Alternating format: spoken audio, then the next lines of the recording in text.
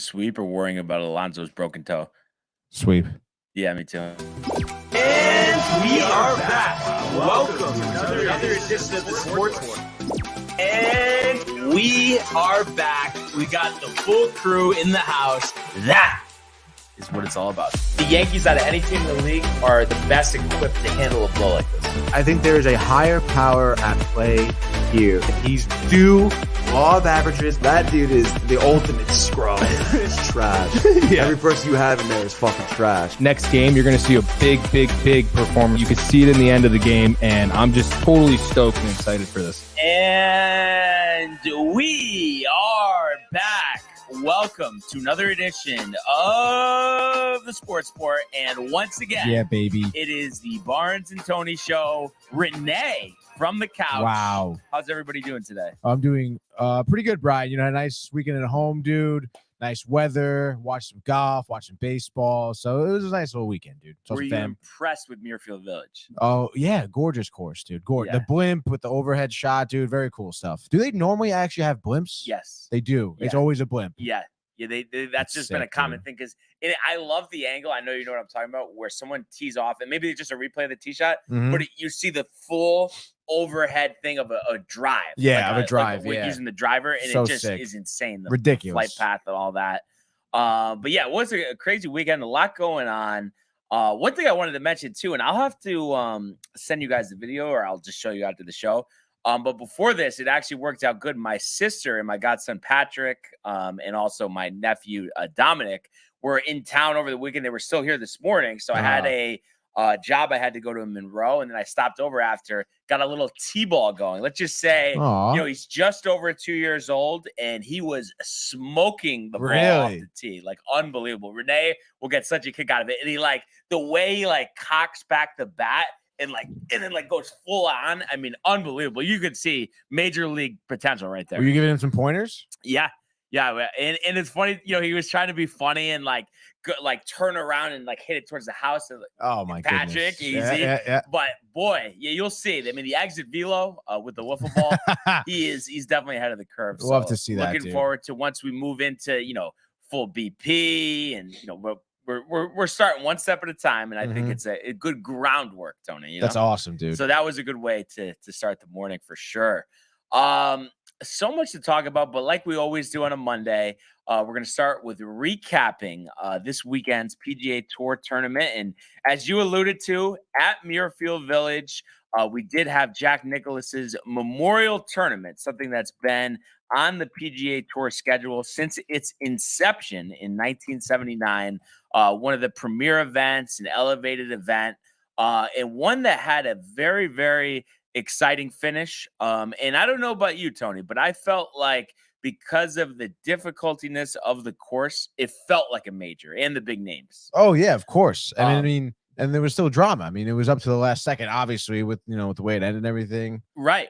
With Victor Hovland taking out Denny McCarthy in a playoff to win $3.6 million, his first PGA Tour victory on American soil. So a great win there for Victor Hovland, who parred the 18th hole, which was the playoff, which eliminated Denny McCarthy. And what a run Victor Hovland had yesterday, where the course was playing very tough. He was able to put together a 2-under round, including birdieing 17, the only birdie of the day. So I think for a while now, we've been talking about Victor Hovland, his ability, but just putting it together. And you felt like on a course, like I said, that was playing like a major championship course, it really all came together this week, and especially in that final round, that playoff hole. It's kind of, it's pretty remarkable what he did. There was a lot of higher rounds on the course this weekend, and for him to have his worst round be a 71, that just shows the consistency that he had, and the fact too that him and McCarthy were able to stave off Scotty Scheffler, who came into the final round, 1 under par, teed off early, and was able to put up a 67, which no one came close to yesterday. So that was pretty impressive. And Hovland, not even in the final group, to get to the playoff, to get to win this tournament. I think it really speaks volumes about his ascension, as a player. and really puts him in the conversation for the U.S. Open, which is going to get underway a week from Thursday, which is pretty crazy to think about how quick that time has went since Koepka, won the PGA, and that we're going to be at LA Country Club after this week's RBC Canadian Open. So the season moving along, was there anything, we'll go over, some top tens and, guys that were close here, but was there anything in particular to you, Tony, of the coverage that you watched that really stood out that you were impressed by, surprised by?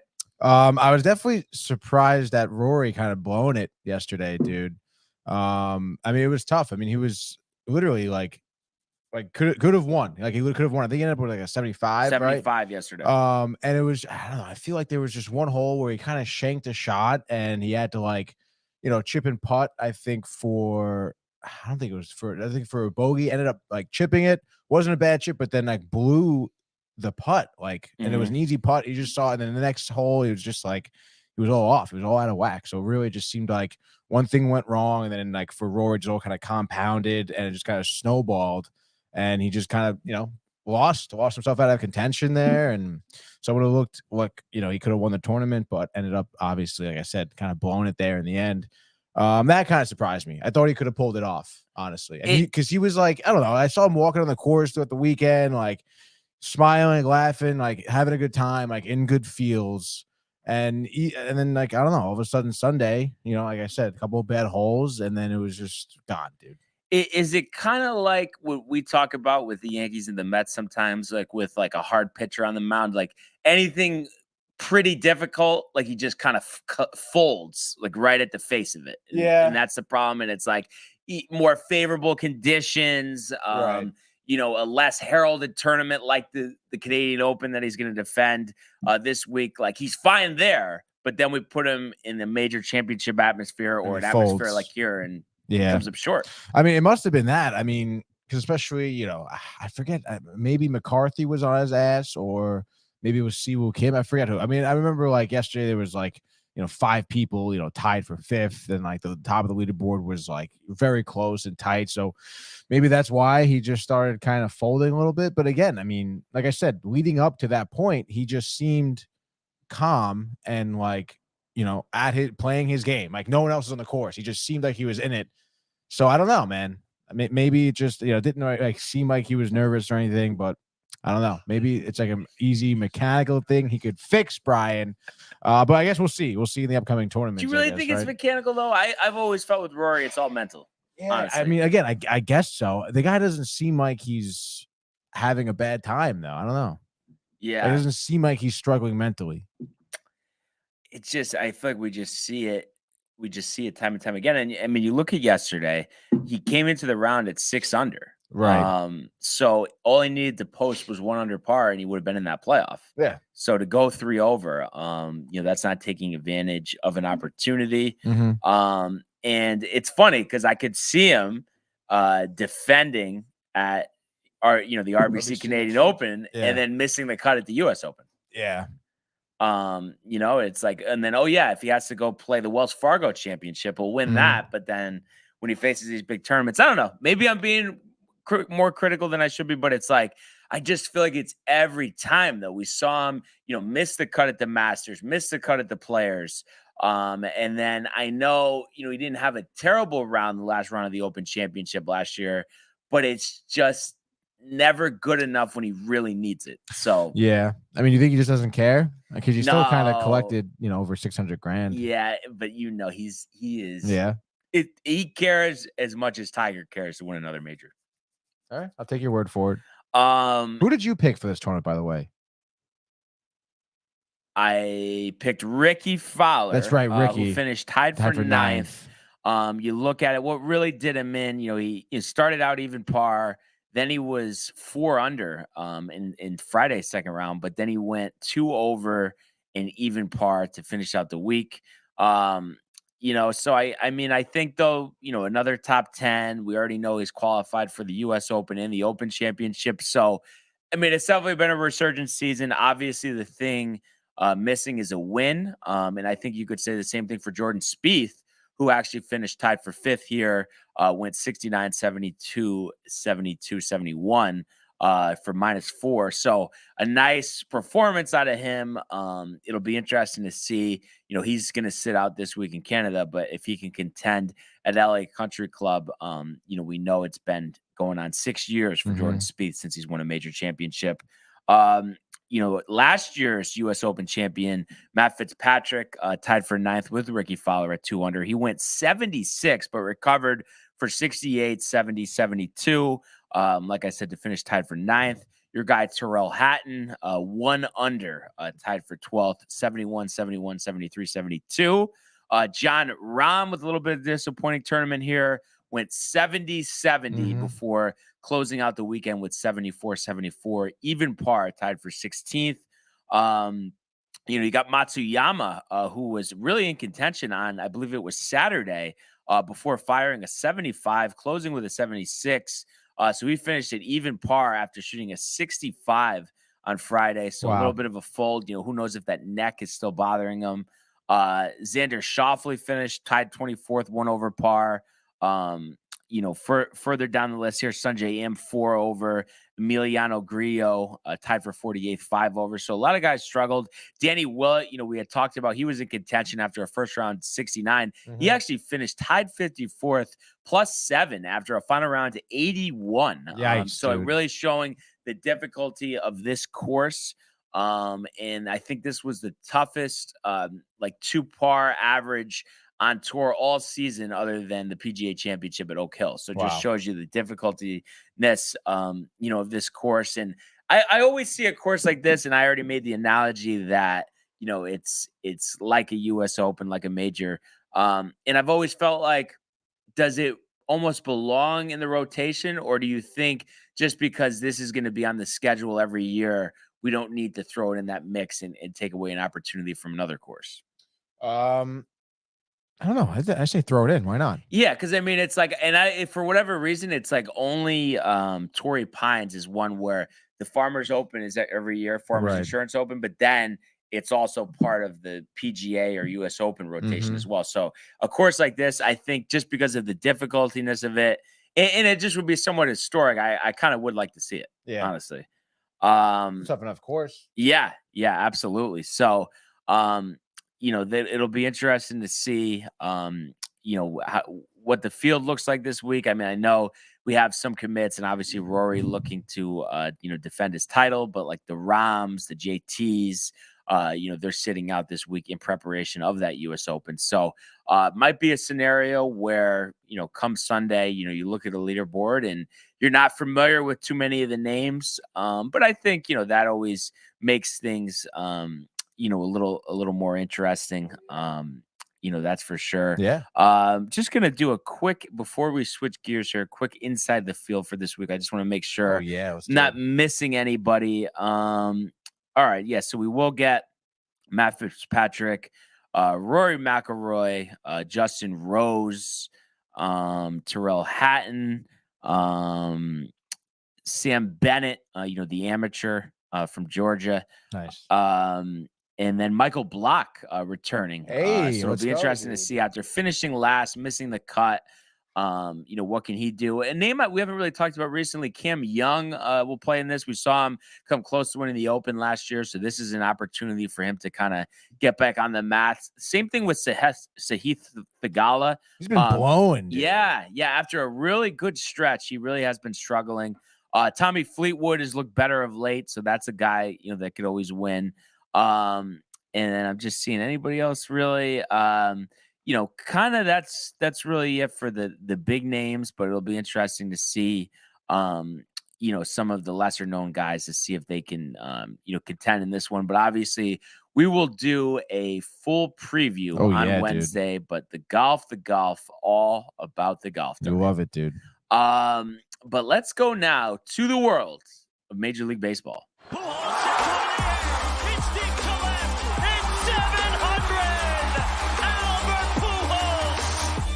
What a play! Stop it! Yep. And Alonso cracks one of the Mets win the ball game! Out of sight! And it works at 100 miles an hour, 14 strikeouts. Drove deep to left field. There it goes. See ya. All right. So an interesting weekend in the world of Major League Baseball, and the Yankees end up capping the weekend on the right note, taking 2 out of 3 from the Dodgers, but the weekend didn't start out great. On Friday night, we had that matchup between Clayton Kershaw and Luis Severino. We figured it would be a pitcher's duel, but Severino not holding up the end of his bargain. He gets chased for 7 runs over only 4 innings, giving up 9 hits, 2 strikeouts, and 3 home runs allowed. So a complete step back for Severino. Obviously, that was disappointing to see.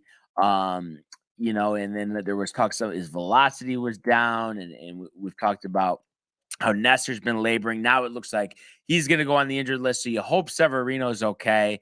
That was definitely a little scary for sure. In the final 4 innings of that game, the bullpen did their job. Nice to see Tommy Kahnle come back and make his 2023 debut here. A scoreless 5th inning, and then you had Weber for 2, Abreu for 1. Weber did allow the 1 run, and he was actually placed on the injured list as well. Pitching did their job after Severino. Offensively, you did have 2 guys back in the lineup that were coming off the injured list, one being Giancarlo Stanton, who was 1 for 3 with a home run, and then Josh Donaldson hitting not 1 but 2 home runs in his return, 1 off of Clayton Kershaw and 1 a meaningless 9th inning home run off of Bickford. So obviously pretty impressive of a Kershaw, though. Dude. Yeah, impressive off of Kershaw. And I think, he ended up playing Saturday, sat out yesterday, and didn't do anything yesterday. So hopefully that was the only type of noise we'll see out of his bat. But, you looked at this game and it really got you nervous. Are you going to get swept? Mm-hmm. You just felt like you were completely overmatched with this lineup. And Mookie Betts, 4 for 4. 2 home runs. JD Martinez, all of a sudden, he could not hit water falling out of a boat last year in Boston. Crazy. I don't know if it's just like a more competitive environment in LA here, but he is absolutely on fire. I think he's 2nd in the National League in slugging percentage. Wow. Over 620. But he had his 13th home run in this one as well. Max Muncy with his 18th. And then Clayton Kershaw just seemingly dominating the Yankees. And we had talked about going in this one, he had struggled, but he went 7 innings, 4 hits, 2 runs, only 1 walk, and struck out 9, despite allowing 2 home runs. So Dodgers taking the first game here on Friday night. Like I said, just really didn't give you a good feel, but there was opportunity, to make up for that. And the Yankees sure did on Saturday in a very tightly contested game. They end up winning 6-3. And they got the scoring going in the 2nd inning. You had Garrett Cole opposed by Michael Grove, and Cole definitely outdueled him. Yankees got on the board early in the 2nd. Jake Bauers hit a 2-run homer to make it 2-0. The Dodgers, though, answered back in the bottom half of that inning on a David Peralta single. So that made it 2-1. But who else in the 4th inning? Jake Bauers with another 2-run homer. That made it 4-1. And then Aaron Judge hits another home run to make it 5-1. And that really put the game away. Cole ended up giving him 6 innings, 1 earned, 5 strikeouts, and 2 walks. And only threw 80 pitches, but was moved from the game for cramping. At the time, everyone thought, Boone was just being a little conservative, but it was a cramping issue. Fortunately for him, the bullpen only allowed 2 runs, and then Oswaldo Cabrera had an insurance run to make it 6-3. And that's what the final score ended up being. So the combination of Peralta, King, and Clay Holmes, who really seems to turn the corner after a lot of early season struggles. Nice. Did pick up the save in this one. That made his 6th save of the season. The Yankees 35-25 after that. The big takeaway, though, was that you won this game and Judge stayed in the game. But we later learned injured his toe after going interesting. through the bullpen gate in right field. And they were showing it on the Sunday Night Baseball broadcast last night. There's a cement slab that's at the base of the gate, Right. and he went right through it. I guess his foot jammed right into it, so he wasn't in the lineup last night. There's injured list talk. We're not sure if the toe is broken. The Yankees kind of non-committal either way. And we were talking about before the show. You would hope that it's something that he could play through, and if he needs to be a DH for a month, so be it. We saw Bryce Harper do that last year, and it was way longer than a month where he was designated hitter every night. But obviously, just a real unfortunate thing, and one of those things that's just so annoying because it's like, that shouldn't be like that. There Right. shouldn't be part of the outfield that is susceptible to injury. And looking at that does seem like it's an injury waiting to happen. Yeah. No, you're totally right. And it did. And I didn't get to listen to too much of, Rick and Dave or the morning show. Were they talking about this that much in terms of like, did they think it's like almost a formality that he's going to be placed on the injured list, or were they somewhat hopeful? It seemed that they were hopeful, right? But they honestly, I mean, from when I was listening to the show, they didn't talk about it that much. Right. Yeah. So- yeah. Obviously, I'm sure I can only imagine Dave must have been in the cherry mood this morning. He seemed more concerned about Nestor, to be honest. Really? Yeah. Yeah, that's tough. We've seen him kind of struggle all season, and then he, in the post-game interview last night, he was saying it's been bothering him the last couple starts. And you just want him to get right. Carlos Rodon is going to start a rehab assignment soon, so that'll help. Wow. But you just hope that Severino's all right. I mean, I think it was Randy Vasquez who got the call for a spot start, the last week or two. He'll probably be back filling in for Nestor. Let's see. So I'm just reading up on Judge here. So I guess Aaron Boone before the game and then Judge after expressed hope that he'll be fine after one missed game resting up during Monday's off day. It may play out that way, but Judge's toe might be broken, and that could lead to 4 to 6 weeks of healing time, maybe 2 months or more of no games, and a living nightmare for the Yankees, who aren't close to the same team without the 2022 AL MVP in the lineup. Wow. Judge said that he'll find out the verdict Monday when he undergoes testing. We'll do a bunch of tests. I don't know what they got planned.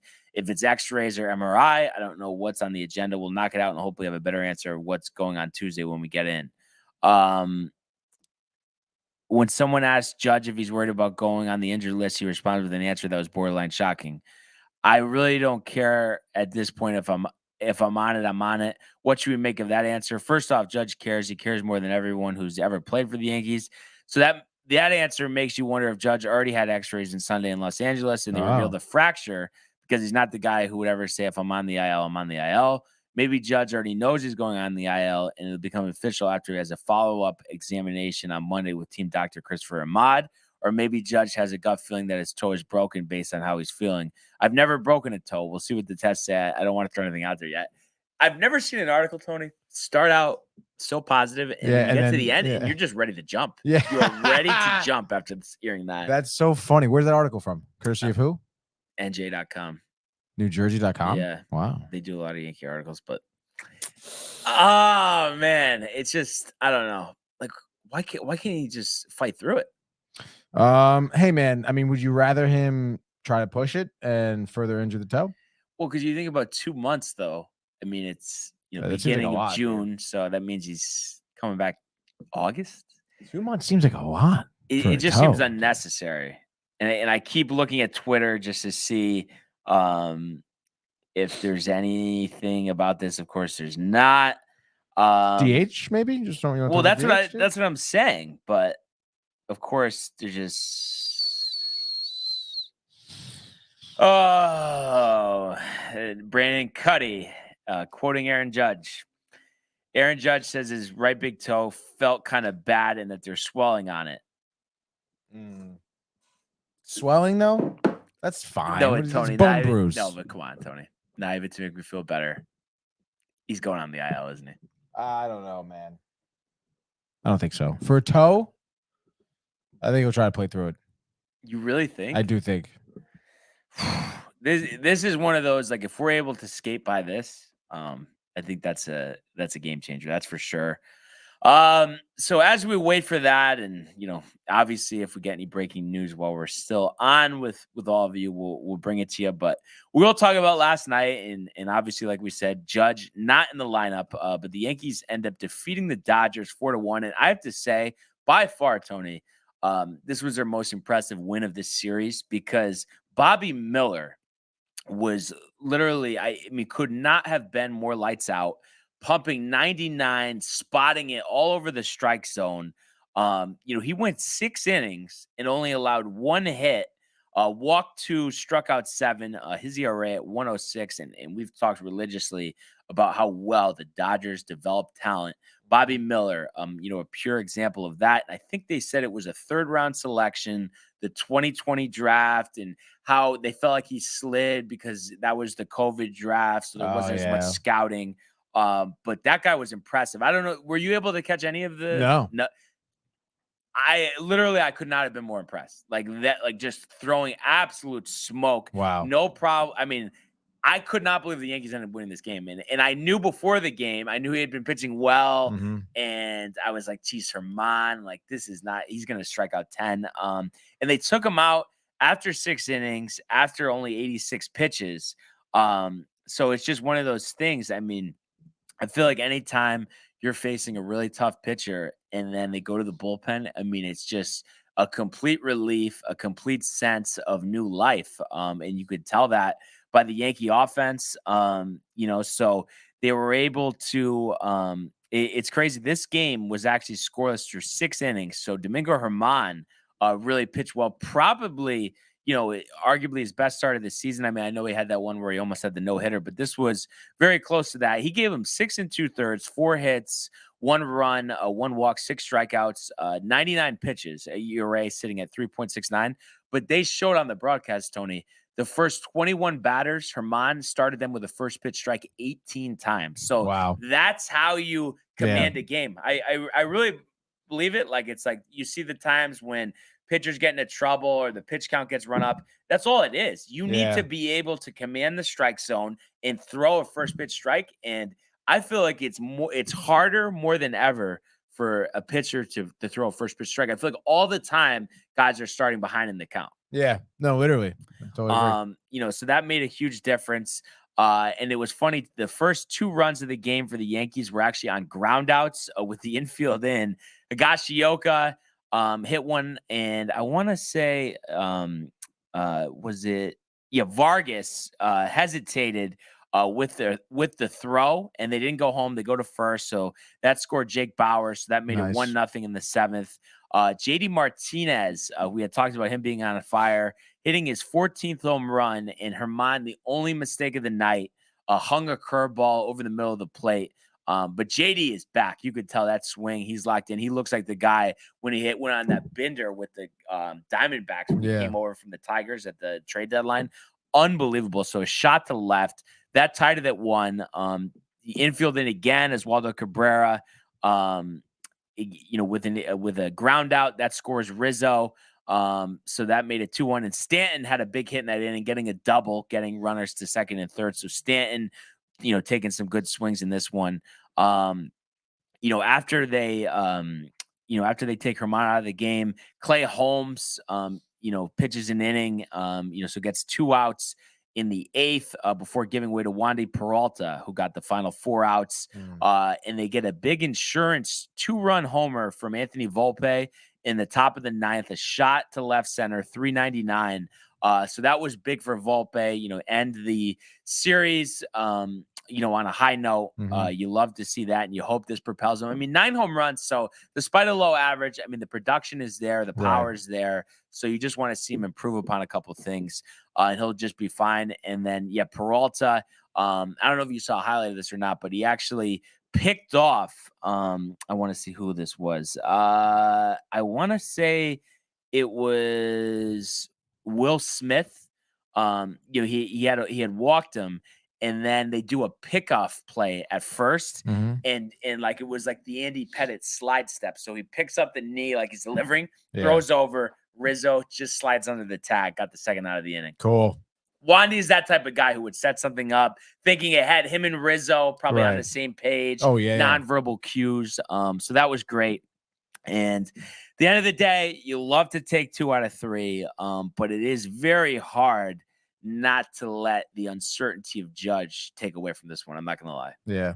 I'm very So you're nervous upset. and more nervous than I ever been after reading those articles. Really? Oh, jeez, dude. Matthew, give me some sense of clarity here, bud. Yeah, I don't know. Matt, we do have a few comments. Speaking of Matthew, he says, look at yous. He goes, love you fellas. Yankees love taking 2 out of 3 from the Rat Dodgers. And then he says, Tony, glad you're back. I'm sure your mother was so joyous to have her baby boy back for the weekend. Speaking of which, my mother in here is saying good morning as well. Good morning, Mom. Good morning, Matthew. Good morning. Matthew, anything. Help me out, bud. I'm struggling. Yeah, nah, I don't know, man. He's got nothing. He's got crickets over there for you, dude. What would you say the percentage either way on this, honestly?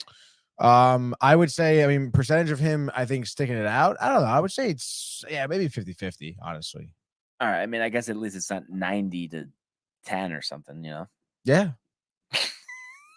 Could be a lot worse, dude. I don't know, man. It just does not feel You guys good. off today? What's that? Are they off today? Oh, yes. They are off, and then it's 3 games against the White Sox and then 3 games against the Red Sox. So favorable schedule. Obviously, I mean, it's huge that Stanton's back. Mhm. That helps. And you just hope too that Rizzo can get back going. He's been struggling since coming back from that neck injury.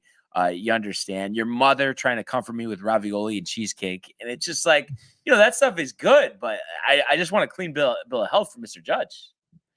I mean, hey, man. I mean, he was out earlier in the season too, and the Yankees kind of stepped up. So Yeah, but Tony, we can't do 2 months. Like, that is ridiculous. And if it is 2 months, Yankees should sue the Dodgers. Honestly, that's an unsafe field. I don't think you could do that. Did you see the curb though? No, I didn't really Look it actually up. see it. I want you to take a look at this. All right. What it's called? Dodger Stadium, bullpen, gate.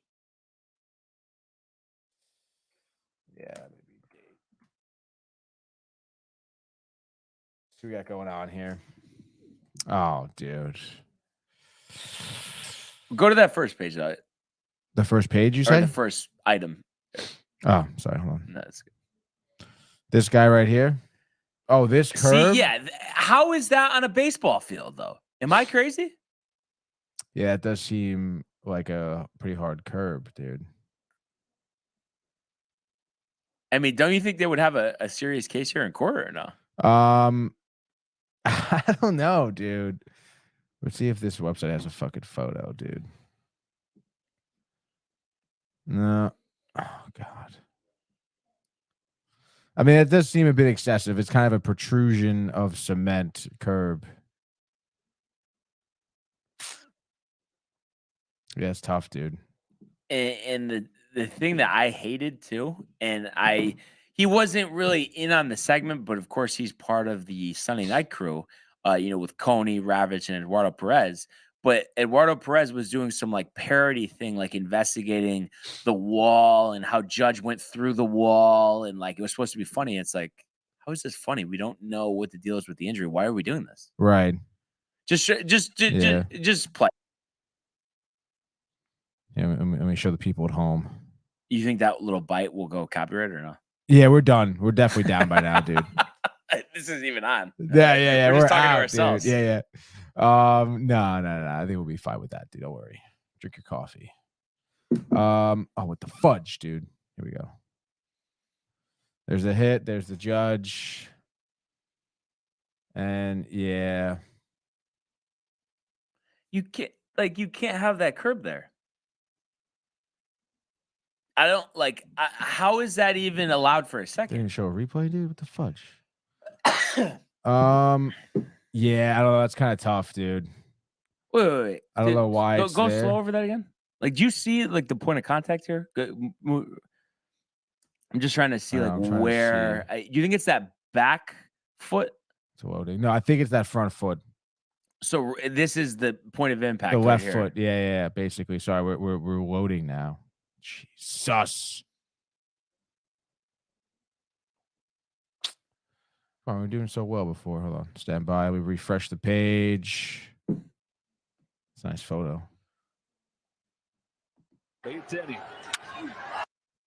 Now we're getting taken down. Oh. Hate Yahoo Sports. All right, let's see. Let's go back a little bit here. Hold on. Stand by. Yeah, definitely that front foot. Okay. Right there. Okay. Seems to be where the impact is on the left foot. And then kind of folds over a little bit. Definitely probably stinging around.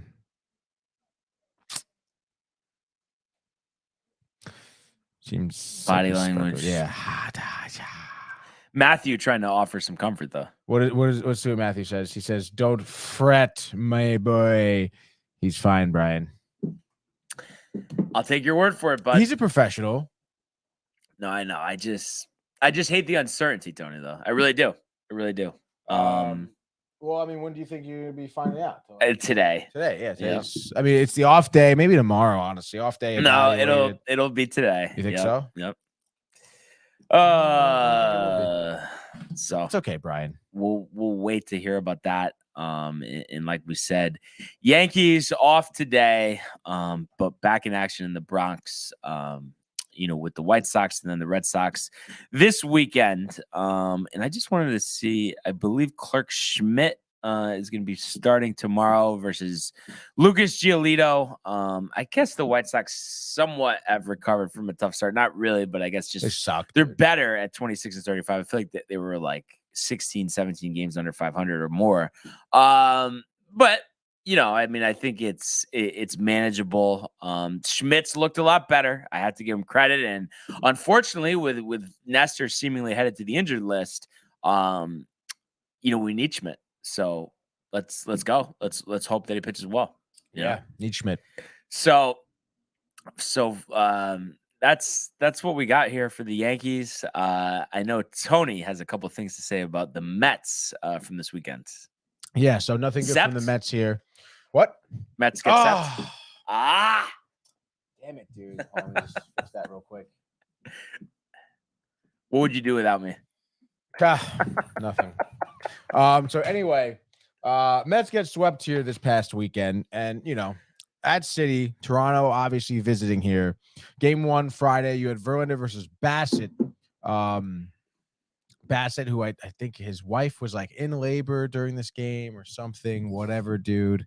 But not a lot of scoring here, and you kind of look at just a summary of scoring. First inning, Verlander gives up a solo shot from Springer, absolutely cranks one, dead center, 422 feet, making it 1-0.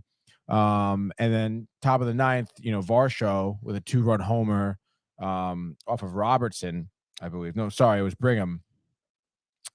Makes it 3-0, and then other than that, there was no scoring at all. Again, Verlander did not pitch terrible. I know I just gave up 2 home runs, which he does give up a lot of home runs. I think the Mets pitching staff, as of Friday, gave up 80 home runs or something like that collectively. Wow. Which is first in the NL. So it's not great in terms of that. But I mean, again, you look at Verlander, 6 innings, 5 hits, 1 earned run, 3 walks, 8 Ks, through 117 pitches, a whole ton of pitches. Not his career high, but obviously he's high as a Met. And again, he didn't pitch terrible, but obviously Bassett just pitched better. Bassett's final line was 7 2/3, 3 hits, 8 Ks, no walks, no earned runs. So keeping everything under control. There was the whole big he steps off the mound and the manager's like, "Go be a dad." So that was nice, I guess, for Bassett. But again, looking at the Mets collectively, and we'll get into obviously some more broader statistics As we recap the rest of the series. But, lineup from top to the bottom, Nimmo and Dor both go 0 for 4 to lead off the lineup. I mean, that's not great. McNeil and Alonso go 1 for 4 each. Beatty hitless 0 for 4. Marte 1 for 3. Vientos at DH 0 for 3. Kana was 1 for 3. Alvarez 0 for 3. So, you're only getting 4 hits over the course of the game. You couldn't get really to their bullpen at all. You guys were striking out a lot. Like I said, Bassett struck them out 8 times. They struck out collectively 9 times as a team. Nothing was really good, honestly. Offensively there, 0 for 6 with runners in scoring position. So you had a couple of times where you did get, runners in scoring position. I think Marte had his 17th steal on Friday. Kana even stole a bag too. So kind of tough, dude. In terms of that, and again, like you're bringing it in a close game. Brigham gives up 2 runs on a Varsho home run. I mean, he's someone who's definitely not great. You've seen bright spots from him, but overall he has a 3.8 ERA. Over about 21.1 innings pitched, 26 Ks. So he gets some Ks, but again, gives up too many runs. And again, like I mentioned too, the long ball is just absolutely killing the Mets. Moving on to Saturday, which I guess was a little bit closer of a game. Mets dropped this one 2-1. So some offense, at least more so than Friday. But it was Jose Barrios against Tyler McGill here. And again, McGill pitched well, recap some of the scoring here. Again, low scoring, only 3 runs scored throughout the entire game. Mets actually started the scoring off with the RBI double from Daniel Vogelbach, dude. But then on top of that, the bullpen kind of blew it a little bit for the Mets. Top of the 6th with McGill still in the game. Kirk does reach on an infield single, brings Chapman in. And then in the top of the 9th, Ottavino gives up a double to Vlad Guerrero Jr., which scores 1, which evidently would be the winning run of the game. Super tough at that point to have it as a 1-1 game in the 9th, and you're bringing in Robertson, and he gives up a hit, and another hit from to Vlad Guerrero. Again, Robertson got through the rest of that inning, ended up giving up 3 hits. Obviously, the earned run, but got 3 Ks. Again, it was just one of those tight spots. Well, yeah, Robertson, you don't expect him to run, but I mean, the Mets have to be scoring more than 1 run. I mean, again, like you look at this lineup from top to bottom here. Nimmo did decent at the leadoff position, 2 for 5. Lindor, another 0 for 4. I guess I will get more into it. Alonso was hitless, 0 for 4. Beatty, another 0 for 3. Marte, 1 for 4. I mentioned Vogelbach with the RBI double. But other than that, I mean, Nito was 0 for 2. Alvarez came in to pinch hit in the 9th. He grounded out, I believe. So he was 0 for 1. It just wasn't good. Again, Tyler McGill, okay, in terms of limiting damage, but threw way too many pitches, was inaccurate. He had 5 walks. He threw 103 pitches on Saturday.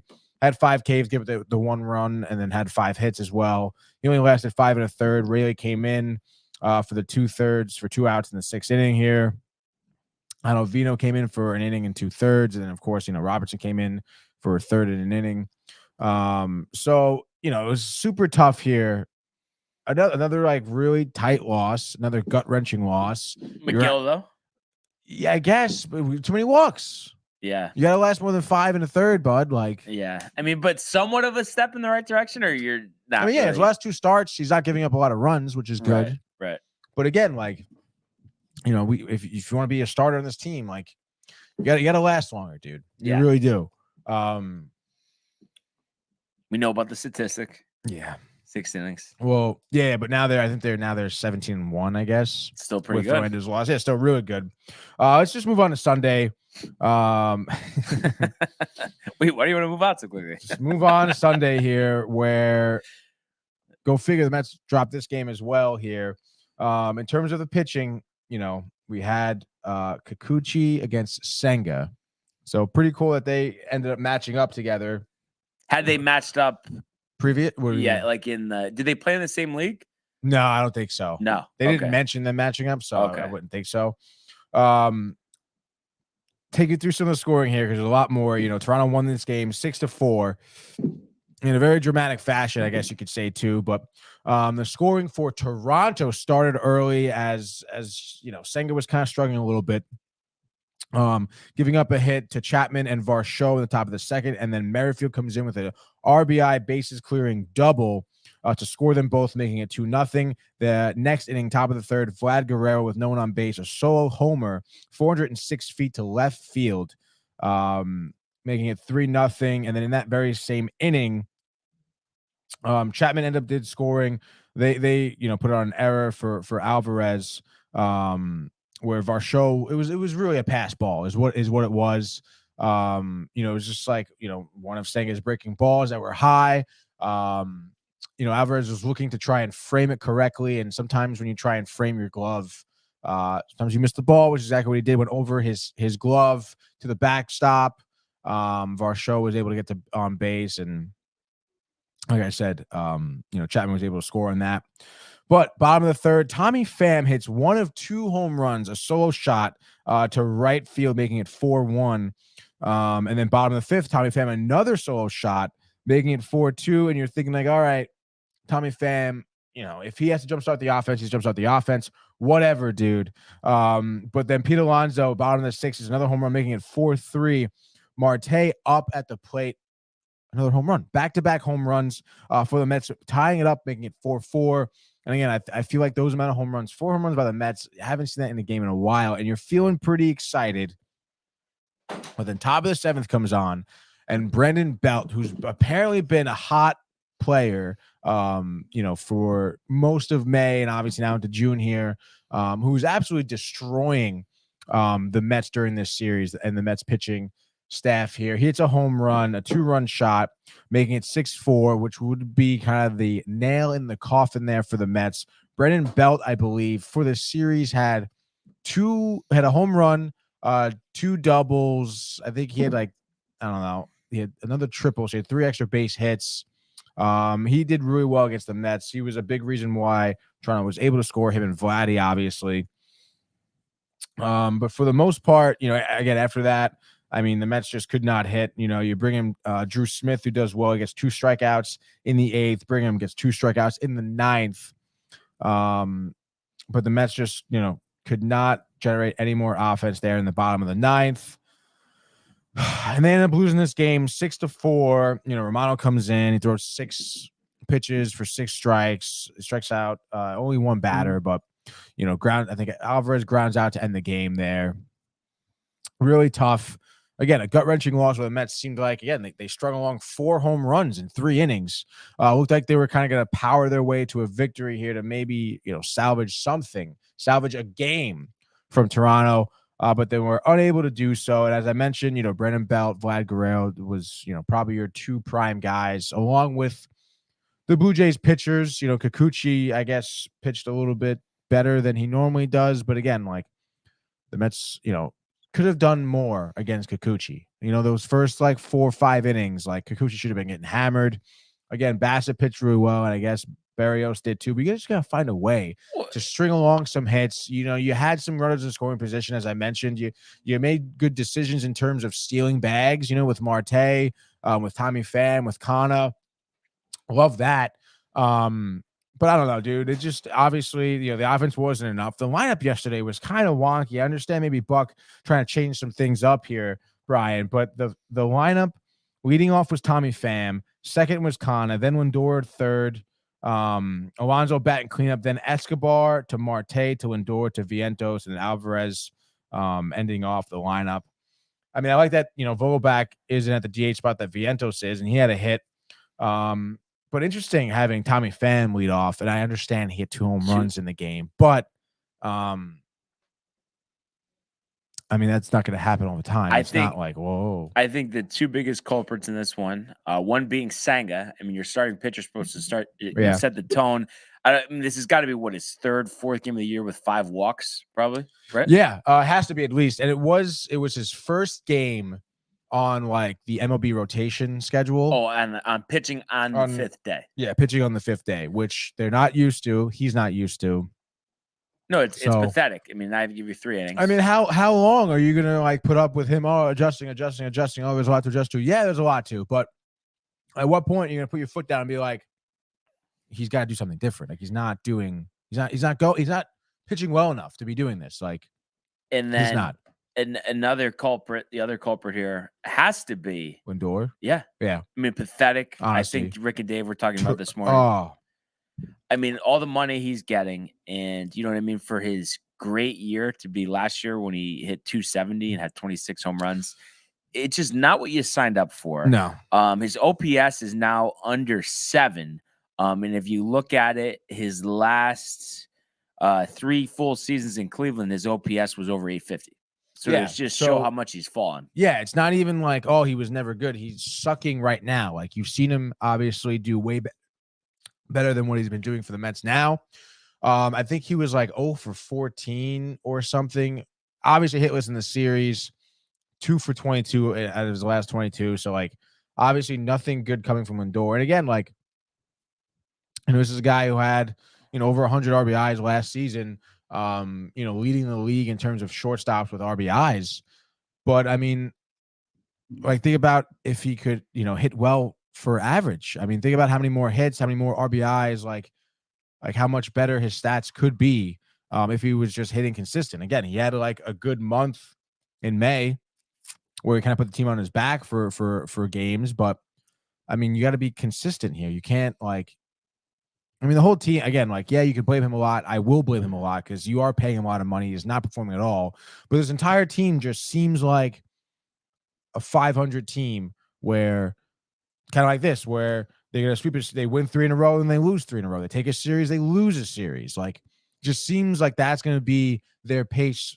It's what it's been this whole season, which is why they're at 30-30 right now. Like, they've just been so have a bright spot, have a great series, and then have a shitty series. Yeah. It doesn't even matter against 2 because they did well against Tampa Bay. Now they're going to suck against Toronto. Now we have Atlanta coming up. After you've already gotten swept by Detroit. Yeah. So it's like, how do you have any confidence? Like, yeah, they can sweep Atlanta. They could take 2 out of 3. They could also get swept. Again, like, it's just a total flip of the coin in terms of who you're going to be seeing. And it sucks, dude. It sucks. And I don't know. I feel like, Buck put out that type of lineup. I understand Pham did well, but you can't rely on that every day. Nope. Connor's cooled off. Lindor sucks. Yeah, Alonso hit his 21st home run. Average sucks. Average kind of sucks, dude. He's trying to hit home runs, which is his problem. I mean, he had 1 home run against the series. Other than that, he was 0 for 3 in every game. Well, and the thing is, it's even if you're a big boy, you're not running a 4-4. But gap power can be helpful.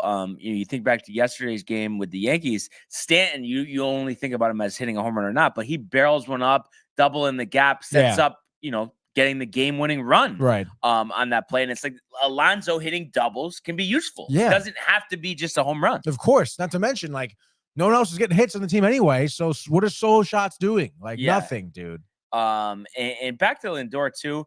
Last year, he struck out a career high 133 times. This year, he's on pace to break that by about 15 or 20 strikeouts. So that's ridiculous, not trending dude. in the right direction. Average is down literally 57 points. He's getting booed every at from bat. last I don't know if season. you saw. Yeah. Every at bat, he gets booed.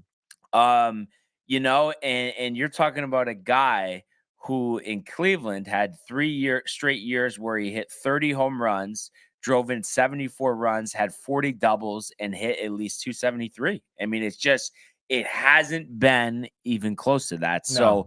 So, obviously he could turn it around. He's at age 29 now. So it's at that point where, in the next year or two, it's most likely he's either going to get it together or he's not.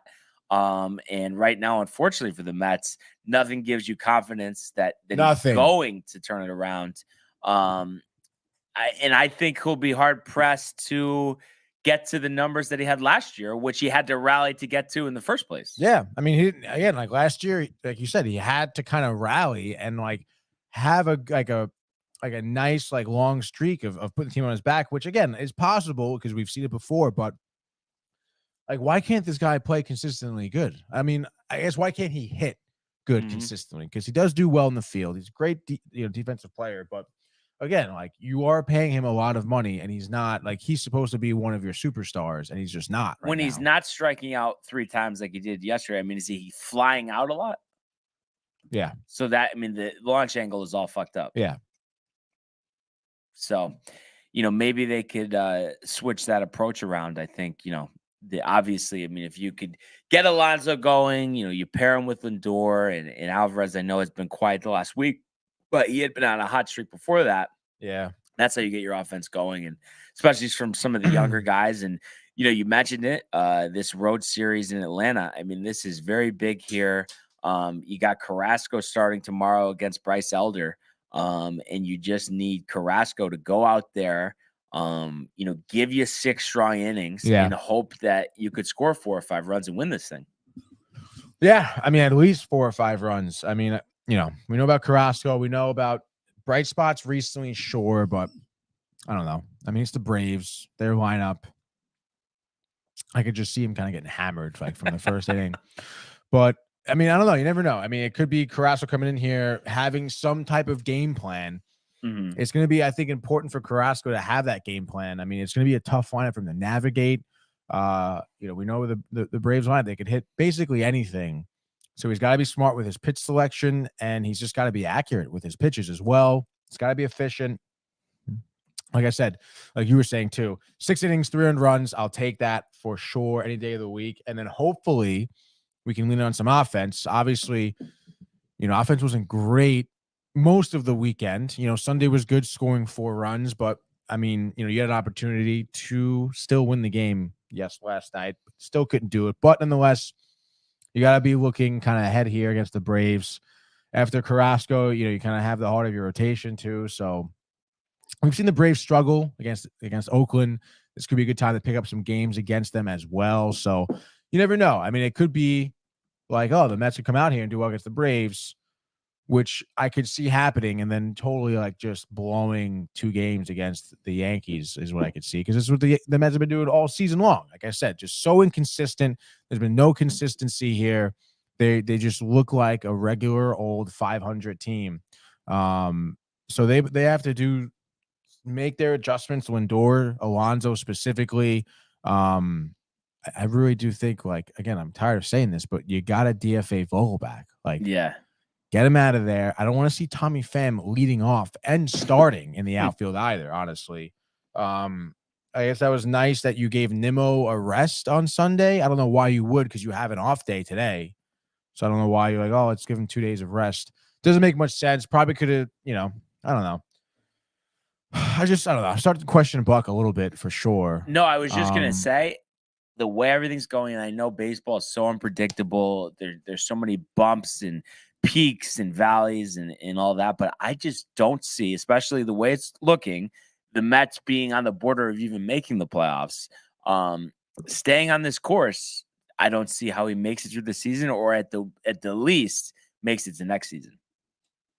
Yeah, I mean, if he does stay on this course, they're just not. I mean, again, like DFA Vogelback, like that's ipso facto first move. You have to. The guy can't be on a major league roster. Doesn't belong there. He absolutely sucks. Can't do anything. He can't do anything, dude. Mm-hmm. He doesn't have he's not hitting, and he can't run. He can't field. So it's like DFA him. Bring up Mauricio.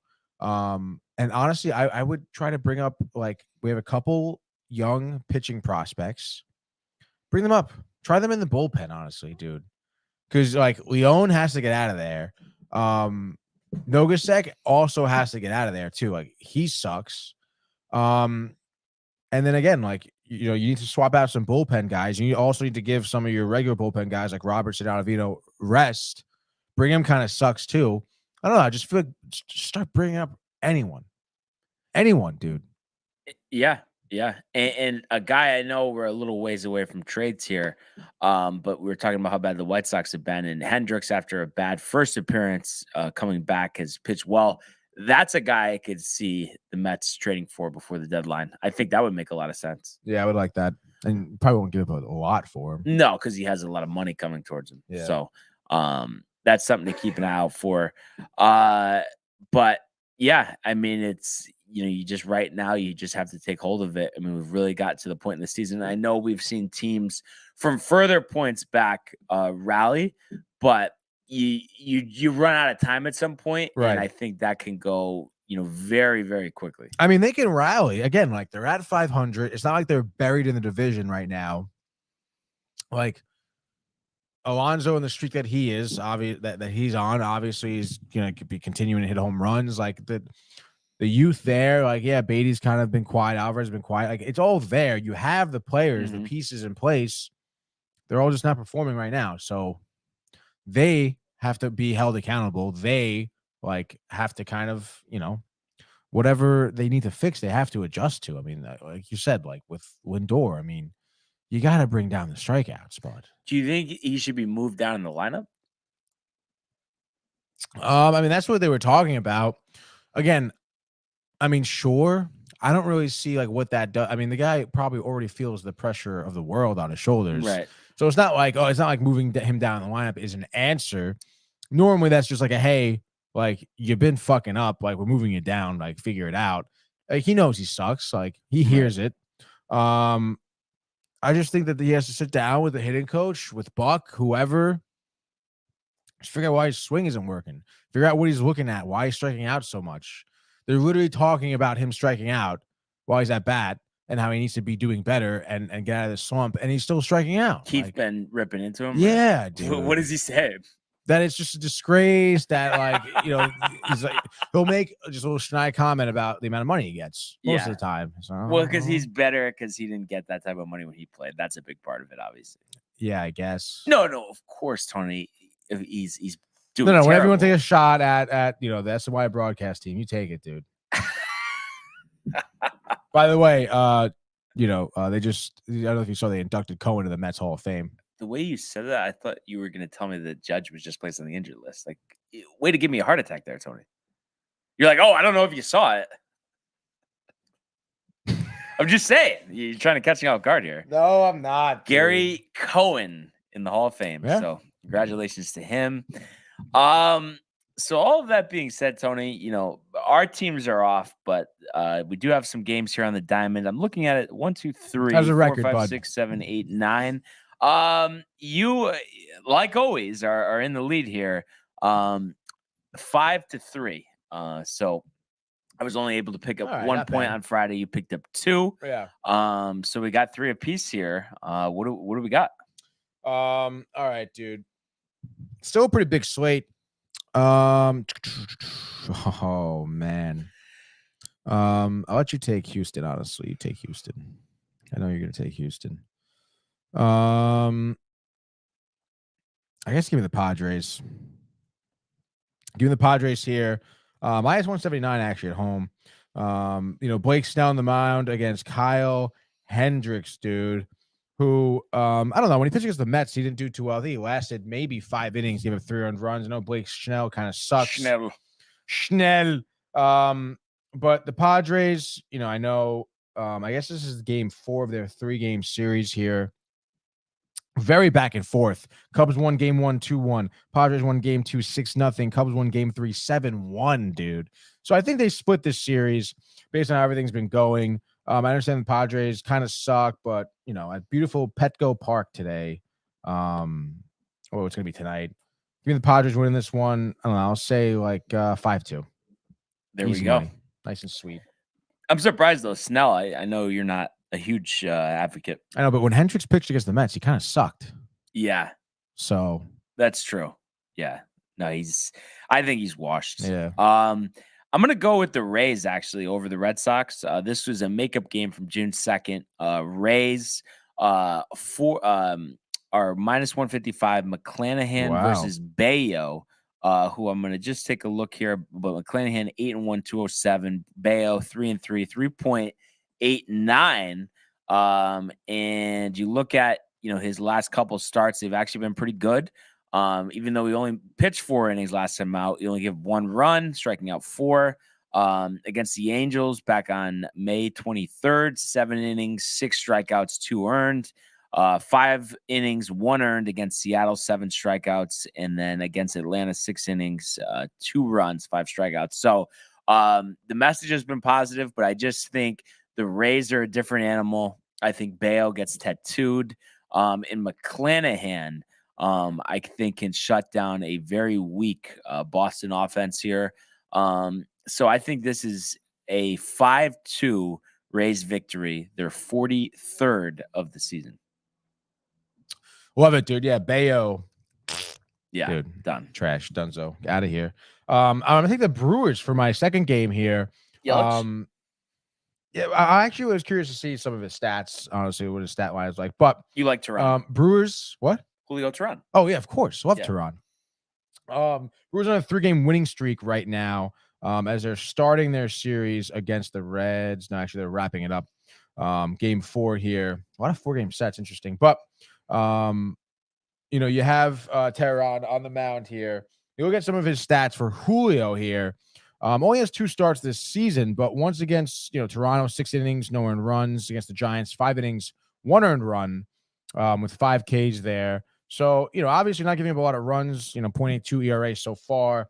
He's going to be matched up from the Reds. Andrew Abbott, 24-year-old, looks like never pitched in the big leagues before. So making a major league debut, it seems. And again, I say this a lot of times. It seems like a lot of pitchers that make their major league debuts kind of struggle a little bit. And again, Brewers that are hot, the 3-game win streak into this matchup.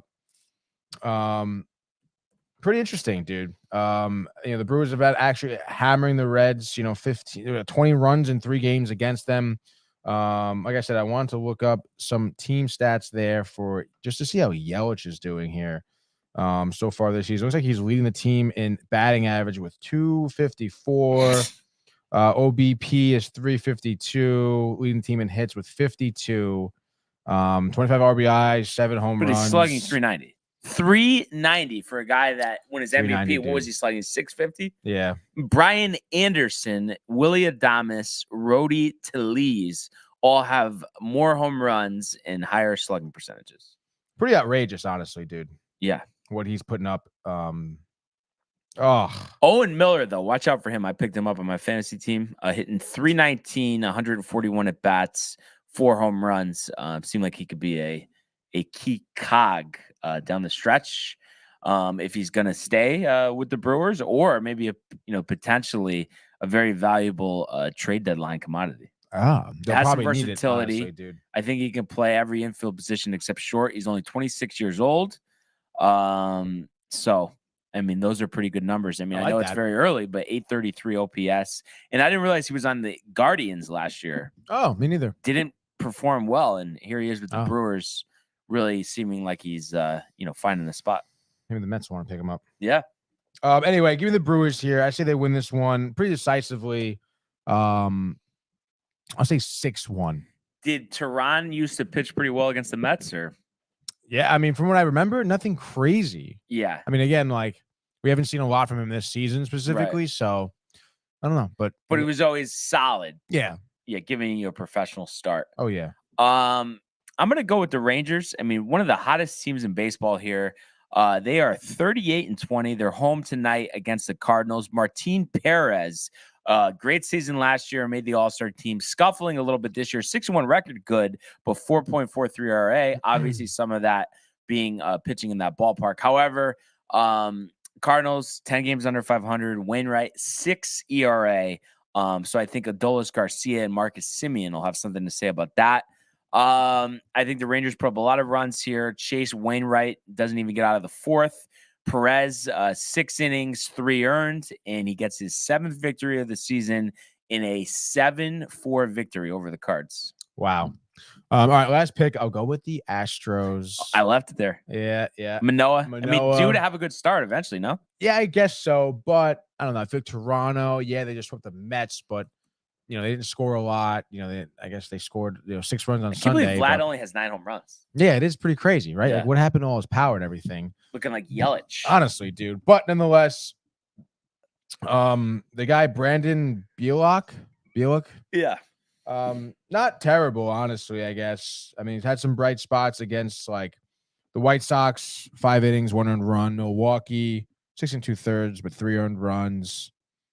Oakland only gave up 1 earned run. So I feel like he can limit some damage from Toronto. Yeah, maybe he gets popped a little bit, but I feel like Manoah, I don't know. I feel like he can get kind of popped a little bit too. Also, Bo Bichette, who has been leading the team in a lot of hitting stats, was totally quiet against the Mets. So maybe he's getting into a little bit of a slump here. So give me the Houston Astros winning 3-1. There we go. Bang. My last pick, I'm going to go with the Phillies. Obviously, a very disappointing season up to this point. Trey Turner struggling, but Kyle Schwarber, who I think has as many singles as homers, has been heating up. He hit 2, I believe, yesterday. I think he hit 2 home runs yesterday. So, and usually June is his hot month, and we've seen him, over the past couple of seasons be one of the premier power hitters in the league. So I think against Detroit, I think this is a good spot for him at home. Aaron Nola, looking to turn his season around. He's got an ERA in the mid-4s. So I think this is a very good matchup for Philadelphia as they look to right the ship. And we saw them struggle last year before ultimately making it to the World Series. But I think Nola against Wentz, who's 1-5, 7.28. I think Nola gives him 6 scoreless. Schwarber, 3 for 5 with a homer and 4 RBIs, and the Phillies all over Detroit here, 8-2. Love it, dude. So, want to get some comments before we we actually have some going a little way back. My mother chirping Aaron Judge, saying I think he can handle it. Brian, didn't look like a big deal to me. I've tripped worse than that. So have I. Yeah, you were fine, right? Yeah. Matthew says sept. And then he says, Tony, scale of 1 to tight. How tight are you? I mean, I'm pretty tight at the Mets for sure. Michael also commented as he walks in. He goes, yo, just show Dr. Copper. Yeah.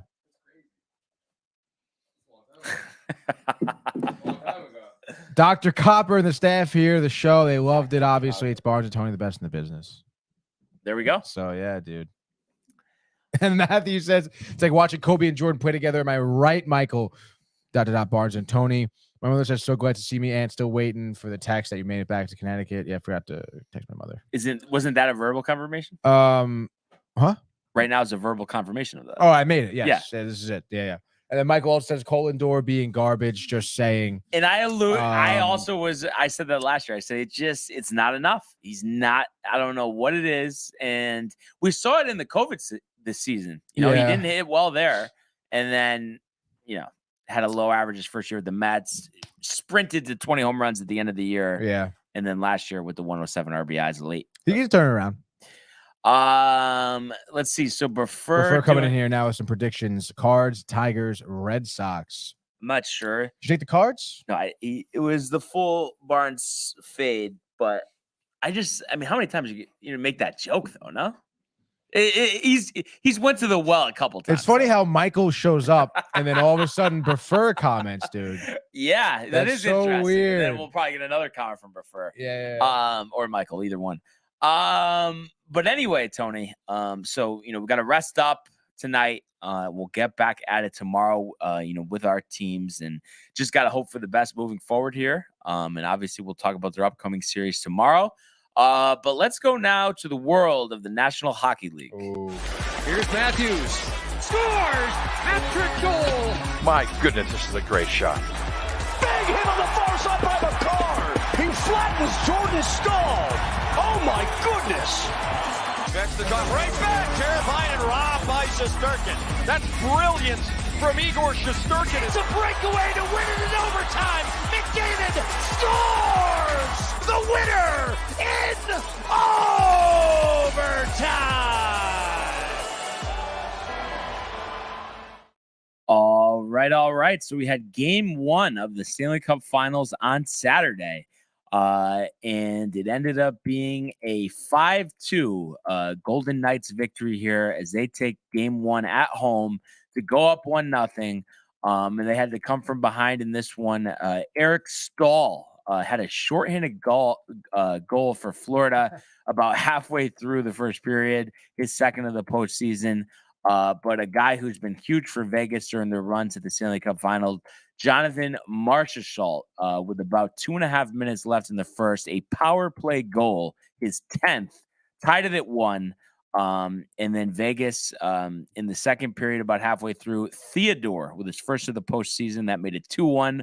Duclair, a guy that Tony's always been a fan of, tying the game up at 2 just before the horn in the second. So anybody's game going into the third, but by anybody, it was the Vegas Knights as they shut out Florida in that third period and score 3 goals of their own between White Cloud, that who was the subject of the John Anderson joke. Yeah, you just called him White Clown.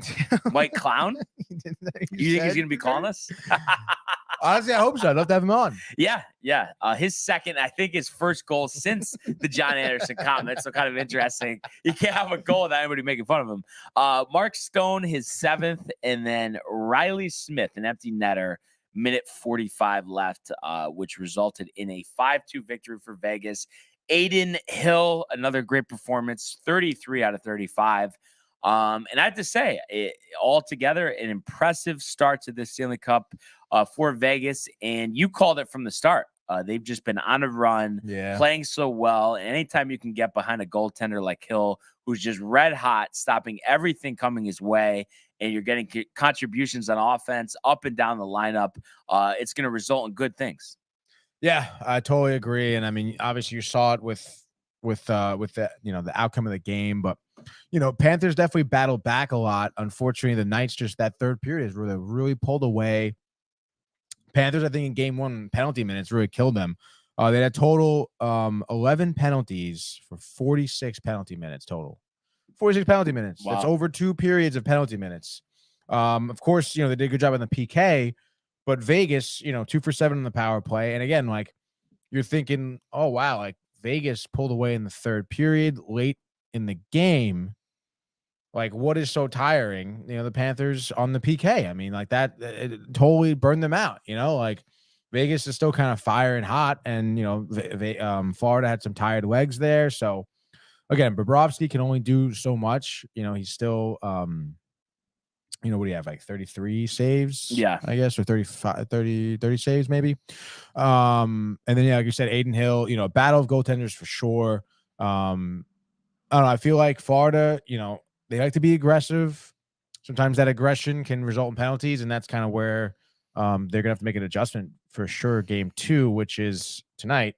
So should be pretty interesting to see how Florida answers back. I still think it's going to be a good series. I don't think it's all blowout. Wow, 5-2, 3 goals in one third period. They're so dominant. Nah. I still think this is going to be like a heavyweight bout of exchanging, haymakers sort of deal. And I think there's value tonight going with Florida to bounce back here. Vegas minus 140 favorites. This game 8:00 on TNT.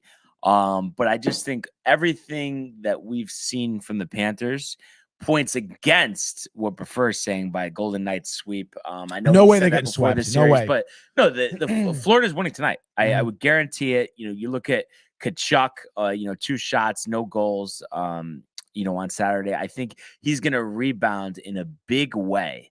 And to tie this series up before it heads back to Florida. And I think it'll be a close game. I could see it maybe even being an overtime game, maybe another Kachuk overtime winner, call it 3-2. But wow. I do think Florida gets it done. Bobrovsky steps up, and this series is tied up. That's how I feel. I don't know what your thoughts are, Tony. I say Vegas takes game 2, honestly. How does it happen? That's a good question. I mean, I think lower scoring game, to be honest, than 5-2. I think Vegas takes this one 2-1 in overtime. Aiden Hill and Bobrovsky combined for, I'll say, 70 saves. But I think ultimately it'll be Jack Eichel in overtime, who had 2 assists in Saturday's game. But again, you mentioned Kachuk, only 2 shots on goal on Saturday, -1 on the ice. He had 14 penalty minutes. Him showing up, I think, which didn't really seem like he did for game 1, him showing up for game 2, I think will certainly kind of sway the game in Florida's way. But I don't know. I just think Vegas finds a way to shut him down again. I'm telling you, Barkov and Kachuk are ready to rumble. We'll see, dude. They're due to explode. I'll tell you that much. I don't know. Maybe they can't handle Vegas, dude. I don't know. The town, the strip, dude, the casinos. casinos. The this, the that. You watch Florida Panthers. Nothing has stopped them. There's nothing. There is nothing. So I think they're battle tested, and they even the series tonight. So that'll be a good one. Battle tested. 8:00 on TNT. But one more topic here before we close out. Let's go to the world of the National Basketball Association. The Bulls go! LeBron James at the buzzer!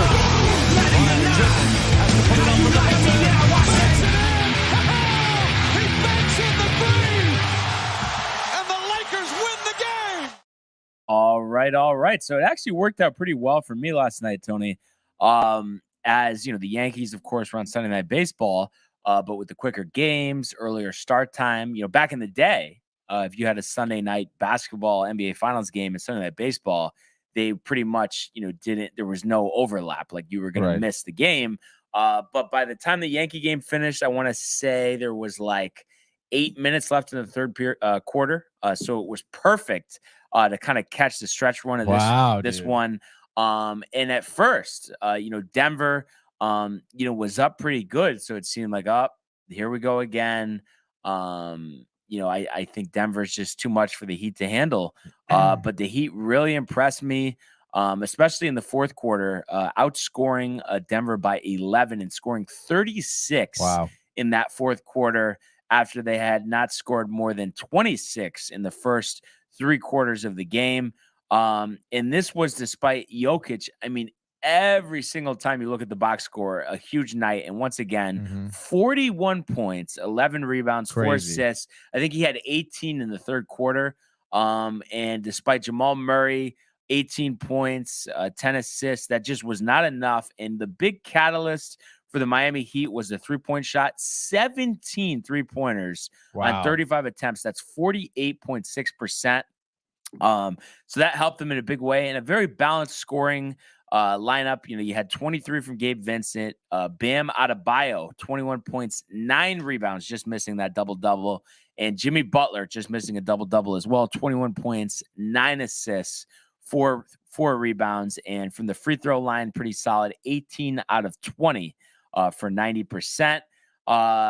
Denver only made 11 3-pointers and then shot 19 of 22, so 86.4%, but pretty strong performance from both teams from the foul line. But I have to say, I was impressed in this one with the Heat's ability to bounce back. Some teams you get in that hole, that task is daunting when you're going up against Nikola Jokic. And this was a game that they trailed by 15 points. But we're able to come out on top in this one, after a rough second quarter, really kind of controlled the game, from that point on. And you look at the numbers in this one, the Heat get this victory despite being out rebounded 38-31. And then, points in the paint, Denver 48, Miami 34. But obviously the big difference here being the fact that you hit 17 3-pointers. And, somebody that was big, Duncan Robinson had 4 3-pointers. He had been out of the rotation before they switched things around, but to have 10 points in 17 minutes, that's really good production. And Struss, had a big 4 3-pointers as well. So they just were really shooting the ball, executing, and now have all the momentum as they're headed home with this series tied 1 game at a piece. I mean, when you went into this series, you were thinking just get one in Denver, have the series be tied, and take care of business at home. And that's what they have an opportunity to do. You think they will? I think they're going to split home as well. Yeah. What do you think? Yeah, I can see that. I think Denver wins game 3. The Heat are down big in game 4, down 16, end up coming back to win it. This is just meant to be a 7-game series. Yeah, I don't know, man. I don't know. I don't know. I don't see it. I feel like, Jokic had 40, which I feel like count on happening again, like next game. Right. And then Jamal Murray with only 17, I feel like he could go off for like 35 points pretty easily. What about Jimmy Jordan? I mean, yeah, we haven't seen a big game out of him yet, really. Like, he had 21 points, but again, like, Right, so he might have 40. he could. And then the fact too that Jokic has 41, you lose. Yeah. I think speaks to that it's going to be a close series. Yeah, I guess so. But I feel like the rest of Denver's team didn't really do well. Their bench didn't really do great. I think Bruce Brown had like 11 points maybe off the bench, and that was like the most production. Uncle Jeff had 9. Yeah, so Braun with 6. I don't know, man. I just feel like next game it's going to be like a dominant Denver victory, and I don't think Miami's going to come back from it. I don't know. That strong fan base in Miami, you never know. I thought you no. I'm just kidding. I was kidding. No, you're not. Yes, dude. I was. Yes, I was. No, you're You not always kidding. make fun of me that Yeah, I say fair that. weather fans. No, I mean they have to be riled to have. Do you think so? I mean, to have this series tied up. I mean, they're pretty. Denver was -4 or whatever to win the series. I mean, pretty heavy underdogs. I mean, Jimmy Butler had like 10 points game 1, right? Like he really didn't do anything. Yeah, I mean, I think that long series really tired him out. But now you'll have, today off, tomorrow off. I think he's gonna be ready to go on Wednesday for Game 3. All right. Yeah. What's the deal with today and tomorrow off, dude?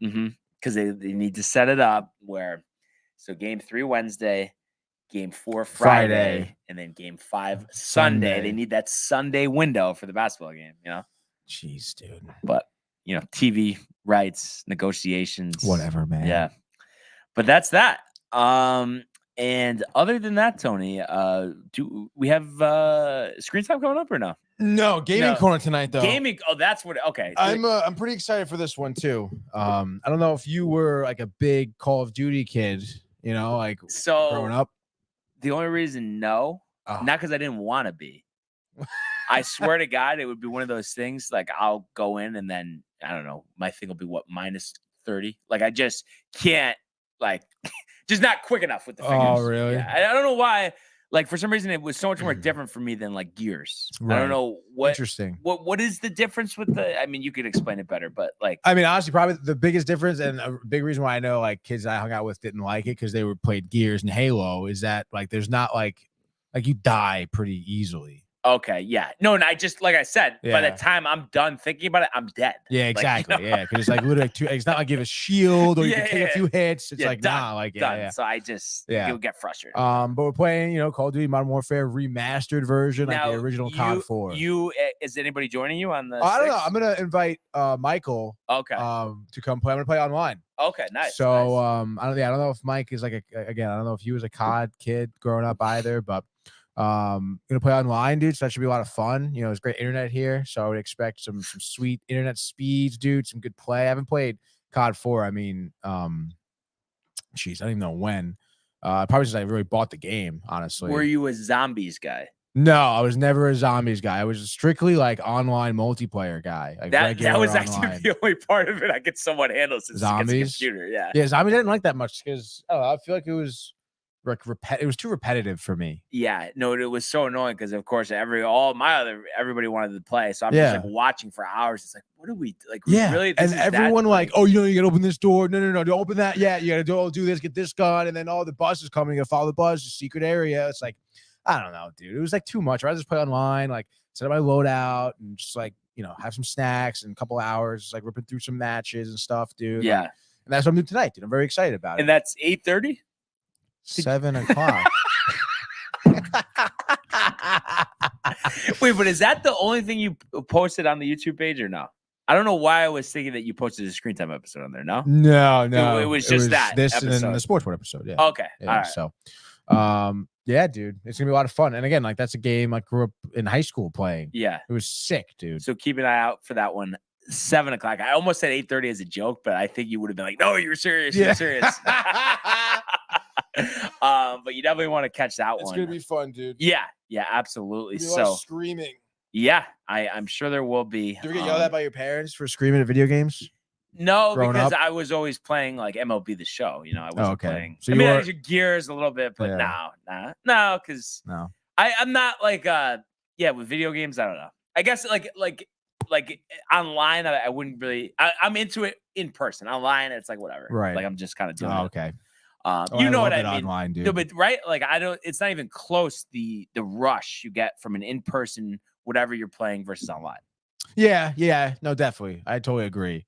But I just feel like online, like I remember, like again, growing up, like Xbox Live, like just like yelling at people. You sound like a sailor. Yeah, it's so funny, dude. The headset and shit. Oh, that's the best, honestly. Really was. That dude. really is the best. Just like joining all of you today, honestly. So great show.